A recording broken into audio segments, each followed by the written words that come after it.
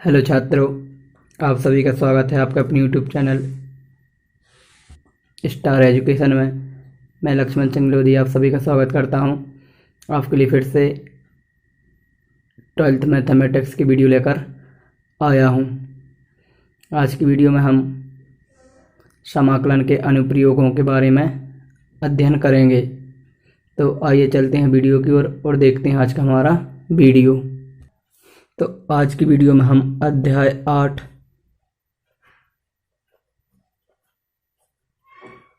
समाकलन के अनुप्रयोग के बारे में अध्ययन करेंगे। समाकलन के अनुप्रयोग, ठीक। इसमें हमें क्या है, क्षेत्रफल के बारे में अध्ययन करना है, ठीक। तो इसमें हम सबसे पहले परवलय के बारे में सीखेंगे।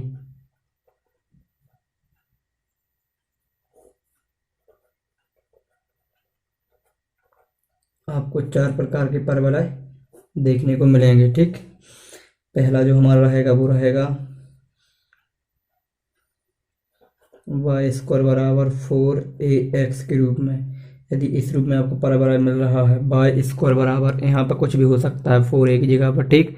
y² बराबर अकेला x भी हो सकता है। तो ये परवलय x अक्ष की धन दिशा में बनेगा। x अक्ष, y अक्ष, एक्स वाई, जब y² बराबर 4ax, ठीक। y² बराबर क्या हो, x। अब यहाँ पर कुछ भी हो सकता है, तो ध्यान रखना ये x अक्ष की धन दिशा में बनेगा। इस प्रकार ये हो जाएगा y² बराबर 4ax। इसके बाद जो और कुछ भी करना है वो हम क्वेश्चन में समझेंगे, ठीक। फिर इसके बाद हमें सेकंड नंबर मिलेगा y² बराबर -4ax, यानी y² बराबर माइनस में x मिलेगा। तो ये x अक्ष की ऋण दिशा पे बनेगा, ठीक। इस साइड की ओर बनेगा। y² बराबर माइनस का 4ax, ठीक। ये हमारा x अक्ष हो जाएगा, ये y अक्ष हो जाएगा। फिर इसके बाद हमें तीसरा मिलेगा x² बराबर 4ay, y अक्ष की धन दिशा में। x² बराबर प्लस में संख्या दी है, तो y अक्ष की धन दिशा में ऊपर की ओर, ठीक। ये हो जाएगा x² बराबर 4ay, x अक्ष, y अक्ष। फिर इसके बाद हमें चौथा नंबर मिलेगा x² बराबर माइनस का 4ay, y अक्ष की ऋण दिशा में, ठीक, यानी नीचे की ओर बनेगा। x अक्ष, y अक्ष नीचे की ओर बनेगा, ठीक। y² बराबर माइनस का 4ax, ठीक है। तो इस प्रकार हमें 4 परवलय देखने को मिलेंगे, ठीक। अधिकतर ए वाला और ए वाला आपको एग्जाम में पूछा जाएगा, ठीक। इसके बाद में फिर आता है हमारा दीर्घवृत्त।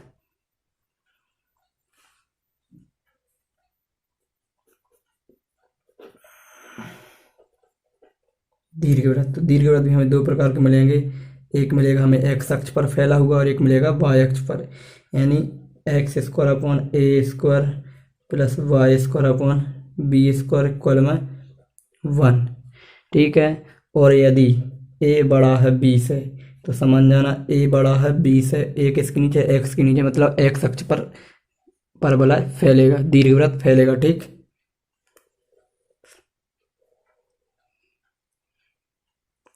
ये हमारा x अक्ष हो जाएगा, ये हमारा y अक्ष। जो हमारा दीर्घवृत्त फैलेगा वो x अक्ष पर फैलेगा, ठीक। इस प्रकार से बनेगा। ये हमारी दूरी हो जाएगी a, जो 0 है, और ये हमारी दूरी हो जाएगा b, ठीक। तो यहाँ से एक हमें मान मिलेगा x बराबर a, और y अक्ष पे x का मान क्या होता है, जीरो। अब हमें क्षेत्रफल निकालना पड़ेगा, तो इसमें लिखा रहेगा प्रथम चतुर्थांश या पूरी आकृति से घिरे क्षेत्र का क्षेत्रफल। तो हम इस प्रकार से क्वेश्चन को सॉल्व करेंगे।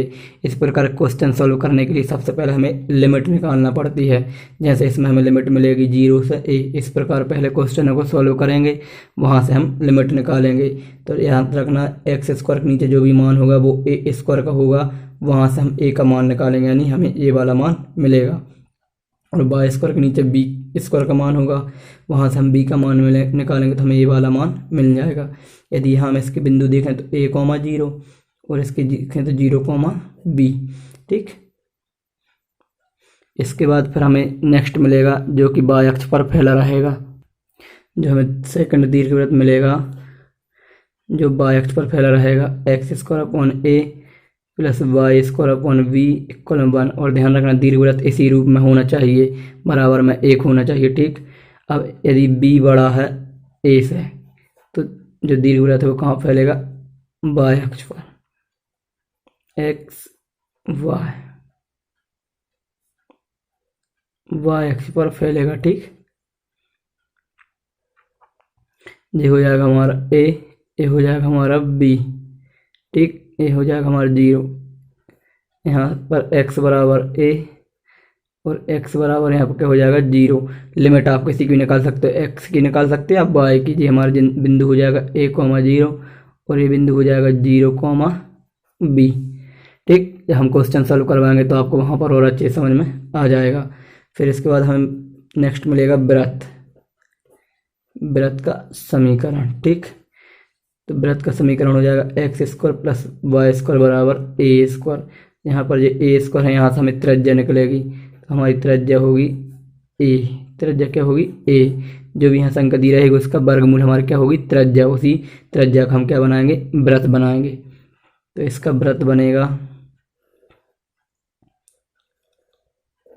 ठीक है, यहाँ पर भी ए, यहाँ पर भी ए, सब जगह ए रहेगा। ठीक, ये 0 हो जाएगा। यहाँ से मान निकलेगा x बराबर a और बाई अक्ष पे x का मान 0 होता है। ये हमारा x अक्ष है, ये हमारा y अक्ष है। और यहाँ का बिंदु देखें तो क्या आएगा, a, 0। दीर्घवृत्त इसी रूप में होगा, एक्स स्क्वायर गुणांक 1 होगा, बाई स्क्वायर का गुणांक भी 1 होगा, और बराबर में यहाँ पे कुछ मान लिखा रहेगा, वहाँ से हम त्रिज्या निकालेंगे। ठीक, फिर इसके बाद हमें मिलेगा एक रेखा का समीकरण, सरल रेखा का। ठीक, रेखा का समीकरण।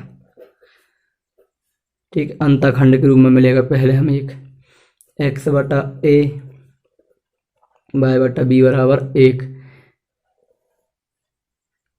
ये हमारे अक्ष हो जाएंगे। और एक रेखा है जो कि अक्षों से अंतःखंड काट रही, x अक्ष से a और y अक्ष से b।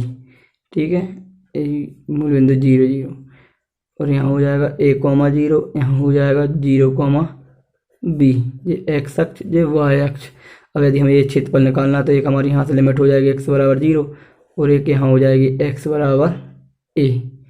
ठीक, और एक हमें रेखा का समीकरण मिलेगा जो मूल बिंदु से होकर जाएगी, मूल बिंदु से रेखा जाएगी तो वो होगी f y बराबर mx। अब यहाँ m की जगह पर कुछ भी हो सकता है, 1 2 3 4 जो भी हो सकता है। ठीक, और ये रेखा हमें ध्यान रखना कहाँ से होकर जाएगी, मूल बिंदु से। कहाँ से होकर जाएगी, मूल बिंदु से, यहाँ से सीधी। ठीक, ये रेखा का समीकरण हो जाएगा y बराबर mx, ये मूल बिंदु हो जाएगा 0, 0। ठीक, y बराबर mx के रूप में जब भी रेखा मिलेगा समझ जाना रेखा मूल बिंदु से होकर जाएगी। तो इस प्रकार की हमें आकृतियाँ देखने को मिलेंगी। ठीक, फिर इन आकृतियों से हम घिरे क्षेत्रफल के ज्ञात करेंगे। तो आइए चलते हैं एक्सरसाइज की ओर और देखते हैं हमारा क्वेश्चन नंबर फर्स्ट। और ध्यान रखना, इस प्रकार क्वेश्चन को सॉल्व करने के लिए हमें सबसे पहले लिमिट निकालना जरूरी होता है। ठीक, बगैर लिमिट के हम क्वेश्चन को सॉल्व नहीं कर सकते। तो आइए चलते हैं हमारे एक्सरसाइज की ओर। एक्सरसाइज यानी प्रश्नावली